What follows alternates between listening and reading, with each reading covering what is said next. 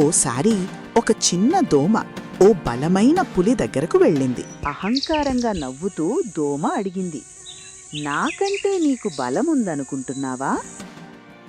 అంతే, దోమ రణభేరి మోగిస్తూ పులిని కుట్టడం మొదలుపెట్టింది.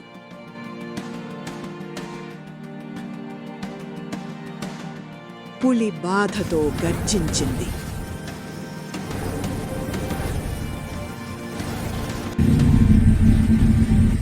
చివరికి పులికి విసుగు వచ్చింది. ఇది చూసిన దోమ విజయోత్సాహంతో ఆనందించింది.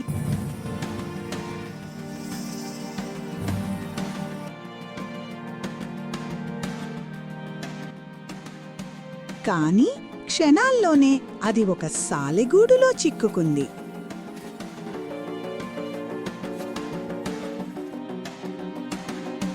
సాలెపురుగు దాన్ని తినడం మొదలుపెట్టింది.